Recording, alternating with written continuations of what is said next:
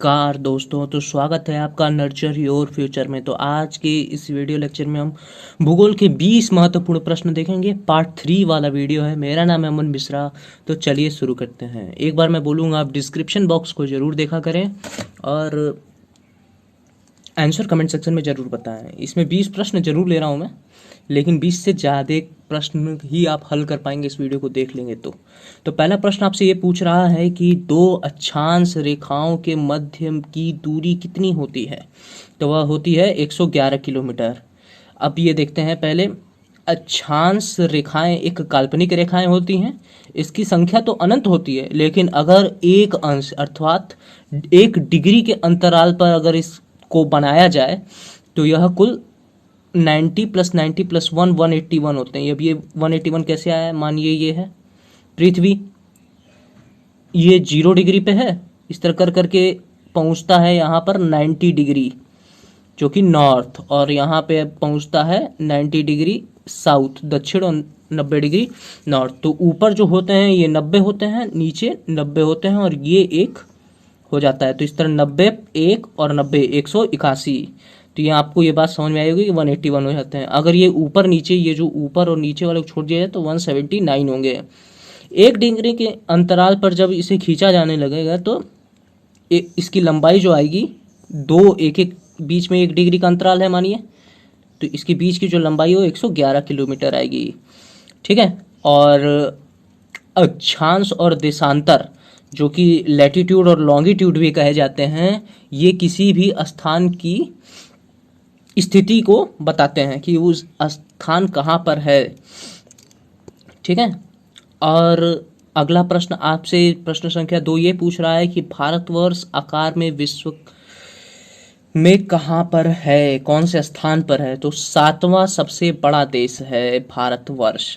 अब आपको ये मैं एक चार्ट दिखा रहा हूँ, दुनिया के सबसे बड़ा देश। इसमें भी बहुत महत्वपूर्ण प्रश्न पूछे जाते हैं इससे रिलेटेड। तो ये देखिए, रूस के बारे में, दुनिया का सबसे बड़ा देश है ये। ठीक है। उसके बाद ये लिखा हुआ है अंटार्कटिका। अंटार्कटिका कोई देश नहीं है, ये एक महाद्वीप है। ठीक है। इसलिए यहाँ पे बस वैसे ही दे दिया है, लेकिन ये सोचिए रूस अंटार्कटिका से भी बड़ा है, ये कंपैरिजन करने के लिए दिया गया है।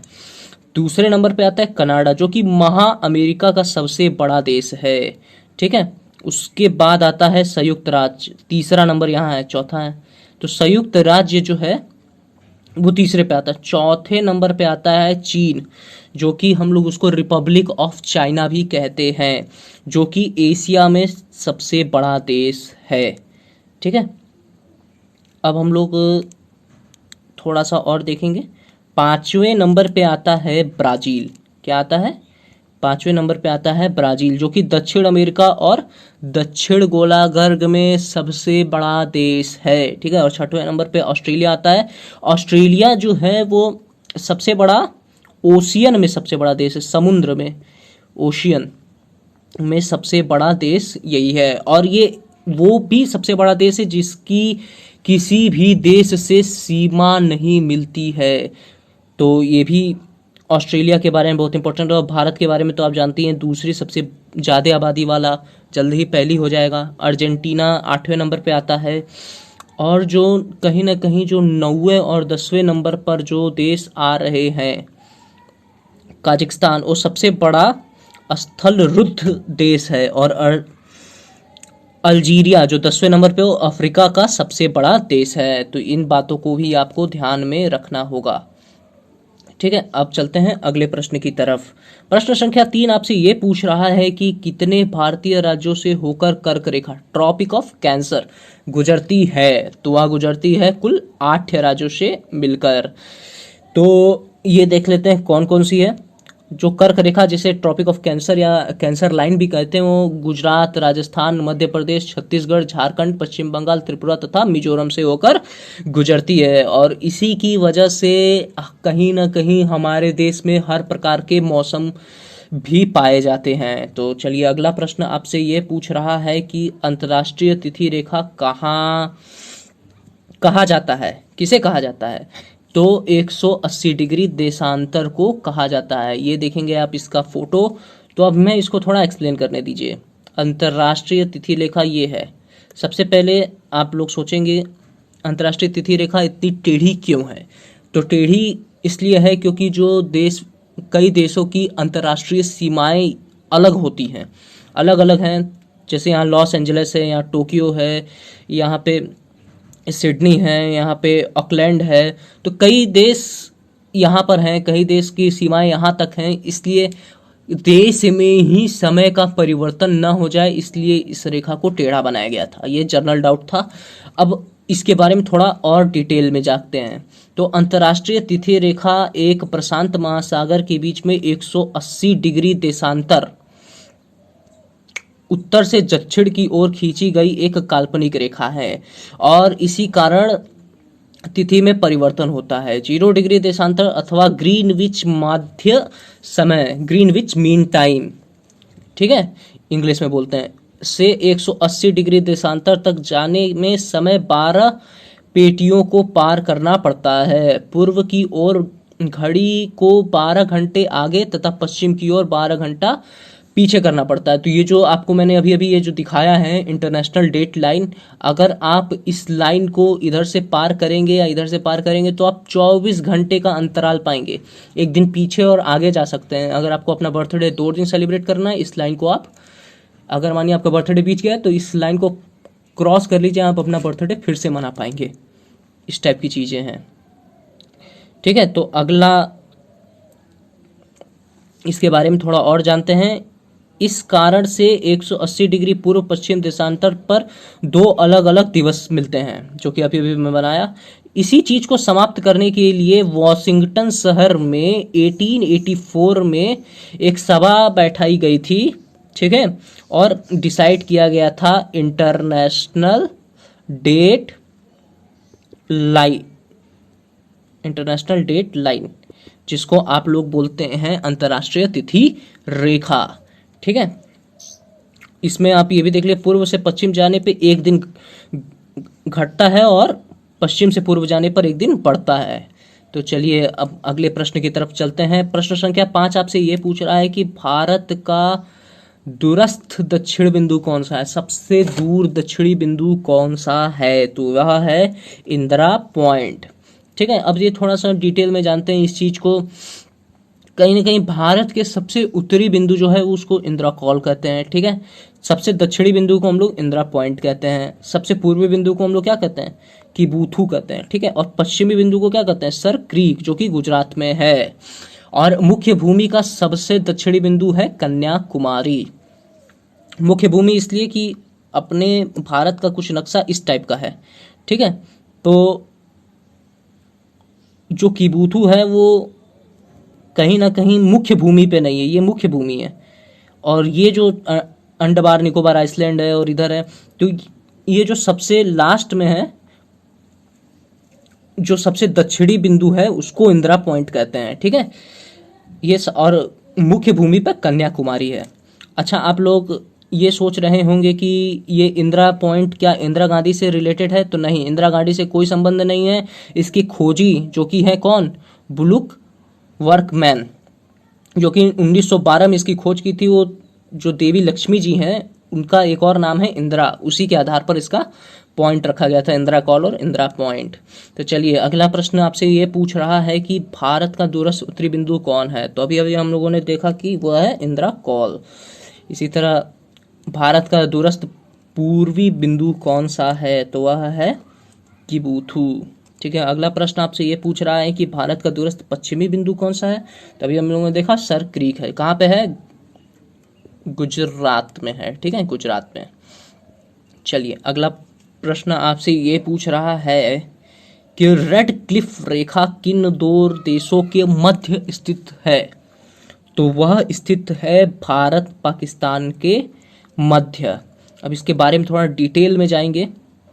इधर एक सेकंड आपको याद दिला दें, ये अमेरिका कनाडा के मध्य, भारत चीन के मध्य और रूस फिनलैंड के मध्य। अभी हम लोग इसको भी डिटेल में देखेंगे। हाँ, तो रेड क्लिफ डेटा, यह रेखा जो है भारत पाकिस्तान के मध्य सीमाओं को निर्धारण करता है, ठीक है। और इसकी कुल लंबाई जो है वो 3310 किलोमीटर लंबा है, जिसको 15 अगस्त 1947 में सर रेडक्लिफ ने निर्धारण किया था। ब्रिटिश एम्परर 1947 का ये मैप है। और यहाँ पे अगर आप इसको थोड़ा सा जूम इन करेंगे और ये पता चलेगा आपको कि ये पाकिस्तान उस वक्त क्या था, ईस्ट पाकिस्तान, जो कि अभी बांग्लादेश बन चुका है। तो ये जो रेड लाइन दिख रही है आपको, यही रेड क्लिफ डेटा है। ठीक है, अब चलते हैं हम लोग कि जो यूएसए और कनाडा के बीच में जो सीमा रेखा है उसको हम लोग क्या कहते हैं, 141 डिग्री 141 डिग्री पश्चिमी देशांतर रेखा। ठीक है, और कहीं ना कहीं आपको मैकमोहन रेखा जो है वो 700 किलोमीटर लंबी रेखा है, जो कि 1914 में सर मैकमोहन ब्रिटेन के हैं। वो भारत चीन सीमा जो अभी अभी हम लोगों ने ऑप्शन में देखा था उसको सुलझाने का काम किया था। तो ये मैकमोहन रेखा को थोड़ा सा अगर हम लोग देखें तो ये जो अरुणाचल प्रदेश आपको दिख रहा है, ये जो अरुणाचल प्रदेश दिख रहा है आपको, तो ये वाली जो रेखाएं हैं, ये जो पीला कलर का दिख रहा है आपको, ठीक है, यही मैकमोहन रेखा है। और इसमें ये भी दिया हुआ था ऑप्शन में कि रूस और फिनलैंड में जो रेखा है वो है मैनरहीन रेखा। ठीक है, जो कि सोवियत रूस और फिनलैंड के बीच की रेखा है। तो ऑप्शन सब क्लियर हो गया है। अब चलते हैं प्रश्न संख्या 10। आपसे ये पूछ रहा है कि डुरेंट रेखा किन दो देश के मध्य स्थित है। तो डुरेंट रेखा जो स्थित है वो पाकिस्तान और अफगानिस्तान के मध्य स्थित है। बहुत लोग बोलेंगे भारत और अफगानिस्तान के मध्य स्थित है। उनका बोलना कहीं हद तक सही भी है, लेकिन अभी नहीं है। मैं एक्सप्लेन कर रहा हूं क्यों। सबसे पहले डुरेंट रेखा पढ़ लेते हैं क्या है। अफगानिस्तान और पाकिस्तान के मध्य में 2640 किलोमीटर लंबी सीमा रेखा है, जो कि 1893 में ब्रिटिश इंडिया और अफगान प्रतिनिधियों के बीच एक सहमति का नतीजा है। ठीक है, तो 1893 में इसे तत्कालीन विदेश मंत्री सर मार्टिमर डुरेंट के नाम पर रखा गया था। तत्कालीन मतलब 1893 में ये रेखा बनी थी। और उस वक्त आपको पता है कि भारत आज़ाद नहीं था और पाकिस्तान भारत का एक हिस्सा था। इसलिए बहुत लोग बोलते हैं कि भारत अफगानिस्तान के बीच की रेखा है, पर ये गलत है। आप देख सकते हैं बंटवारा हो चुका है और ये कहीं ना कहीं ये डुरेंट रेखा जो आप देख रहे हैं, ये जो रेड कलर की है, इसमें कुछ हिस्सा आता है भारत का, लेकिन अधिकतर हिस्सा जो है अब बोला जाता है कि अफगानिस्तान और पाकिस्तान के बीच की ये रेखा है। तो अगला प्रश्न आपसे ये पूछ रहा है कि विश्व का सबसे ऊंचा ज्वालामुखी पर्वत कौन सा है। अगेन इस प्रश्न में भी बहुत सारे कंट्राडिक्शन हैं। देखिए इसको भी अच्छे से क्लियर करते हैं। कोटोपैक्सी नहीं है, गलत है ये आंसर। ओजस डेल सलाडो है। बहुत लोग कोटोपैक्सी बोलते हैं लेकिन ये गलत है। ठीक है, इस चीज़ को मैंने कंफर्म भी बहुत जगह से किया है, जैसे कि बीबीसी न्यूज़ से कंफर्म किया है, विकीपीडिया से कंफर्म किया है, और भी लूसेंट जो रिसेंट आई थी इंग्लिश वाली, उसमें भी एक करेक्ट फॉर्म में दिया हुआ है कि ओजस डेल सलाडो है। और फिर भी और भी कई ज़्यादा ट्रस्टेड सोर्स, जैसे कि वॉल्केनो वाला एक इंटरनेशनल ट्रस्टेड साइट है, उस पर भी जाके मैंने देखा तो हर जगह ओजस डेलो सलाडो को ही बोला जा रहा है। तो ओजस डेलाडो जो है वो ओजस डेल सलाडो जो है वो दक्षिण अमेरिका देश, जो कि चिली और अर्जेंटीना की सीमा के मध्य में है। बस चिली लोग बोल देते हैं। ठीक है, जिसकी ऊंचाई जो है वो 22,615 फुट है। अभी उसको मैं मीटर में कन्वर्ट करूंगा और आपको कोटोपैक्सी से कंपेयर करके भी दिखाऊंगा, जो कि अभी थोड़ा सा शांत है। और मेरा देखिए प्रश्न ध्यान से देख लीजिएगा आप, सबसे ऊंचा ज्वालामुखी ये नहीं पूछा गया है कि सबसे सक्रिय ज्वालामुखी कौन सा है। ठीक है, अब थोड़ा सा और चलते हैं डिटेल में। इक्वाडोर, जो कि जहां पर ये कोटोपैक्सी रेखा मतलब कोटोपैक्सी पर्वत ज्वालामुखी पर्वत स्थित है, उस जगह का नाम है। ठीक है, ये विषुवत रेखा उस पर विश्व का सबसे ऊंचा तथा दूसरा सबसे ऊंचा ज्वालामुखी है। मतलब आपको ये समझना पड़ेगा कि ये जो अर्थ है इसको दो हिस्सों में जो रेखा डिवाइड करती है, उस पर जो पर्वत है वह सबसे बड़ा पर्वत कोटोपैक्सी है। ठीक है, और कोटोपैक्सी पर्वत असल में पर्वत ना होकर एडीज पर्वत श्रृंखला में आने वाला विश्व का सबसे ऊंचा एवं सक्रिय ज्वालामुखी। अब देखिए, बहुत लोग बोलेंगे सबसे सक्रिय ज्वालामुखी क्या कोटोपैक्सी है, तो नहीं, सबसे सक्रिय ज्वालामुखी किलायू है। कहाँ पे है यह? Honolulu, America. होनोलुलु एक प्रांत है अमेरिका का, वहां पर स्थित है, जो कि अभी हाल ही में करीब करीब 330 फीट की ऊंचाई तक लावा उछाला था, करीब 8 मई 2018 को। और ये जो कोटोपैक्सी है वो इक्वाडोर में स्थित है अमेरिका के, और ये 5,897 मीटर ऊंचा। और ये जो मीटर आपको दिख रहा है 6,893.02 मीटर, ये किसका है? ये आपका ओजस डेलो सलाडो, ओजस डेलो सलाडो की ऊंचाई है। कितनी है? 6,893.02 मीटर। तो कहीं ना कहीं ये कोटोपैक्सी से कहीं ज्यादा बड़ा है।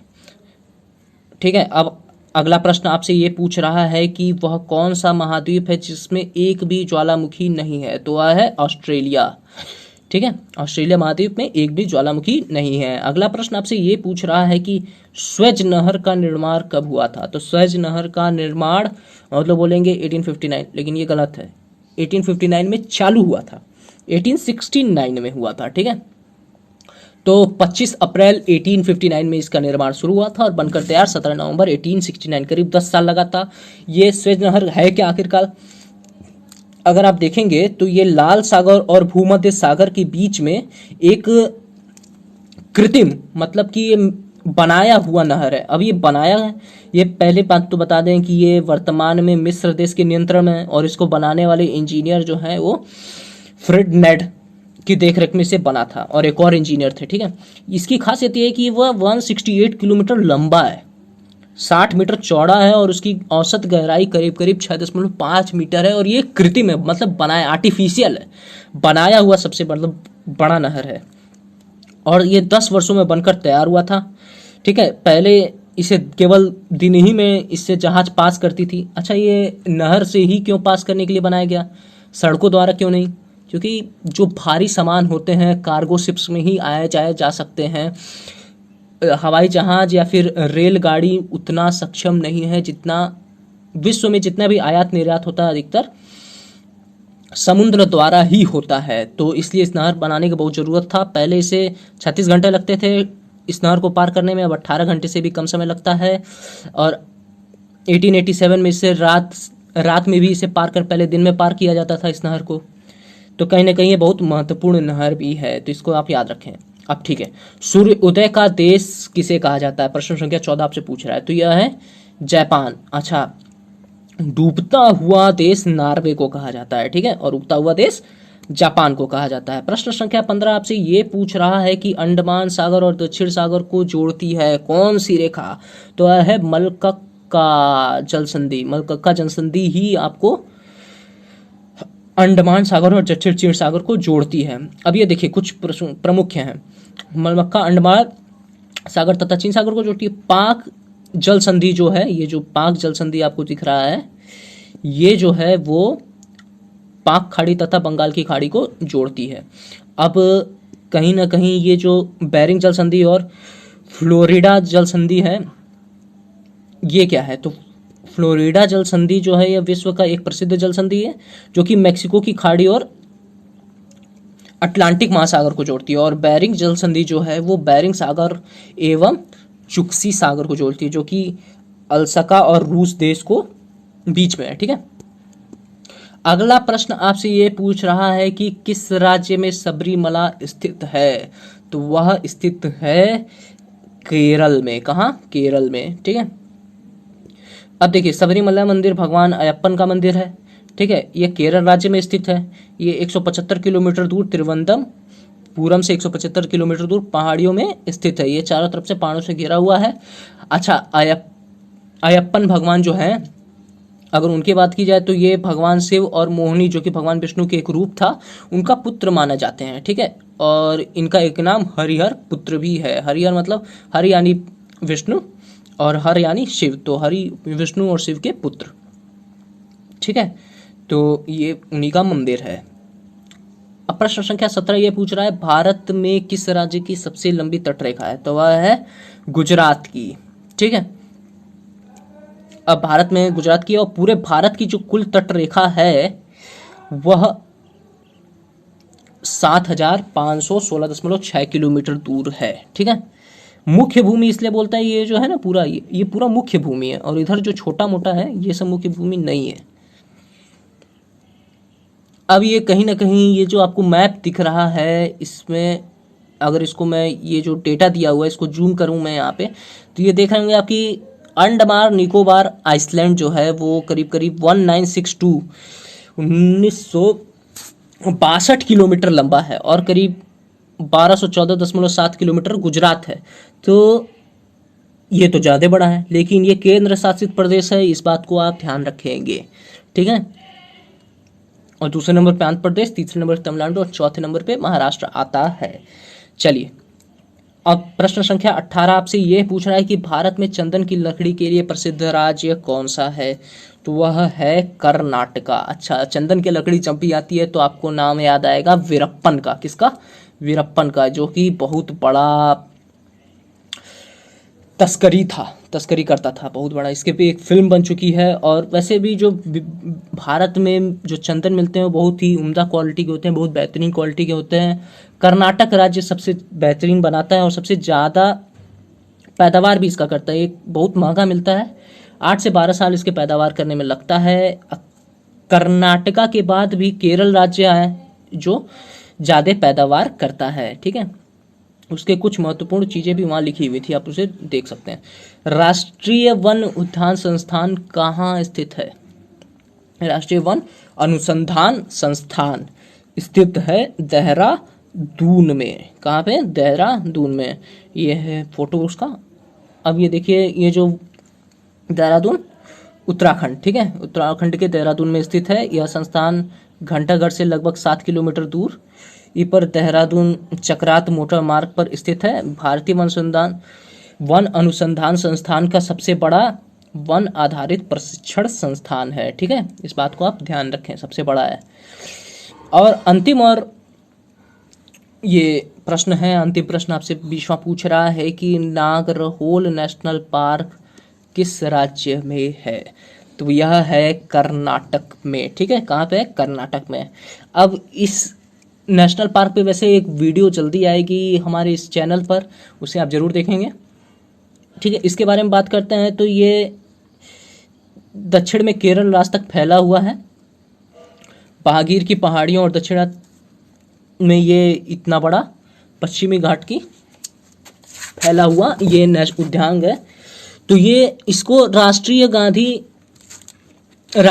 राष्ट्रीय उद्यान के रूप से भी जाना जाता है। ठीक है, कर्नाटक राज्य में कोडिंगू जिले और मैसूर जिलों में संयुक्त रूप से ये स्थित है और ब्रह्मगिरी की पहाड़ियों में और दक्षिण केरल के राज्यों तक ये फैला हुआ है।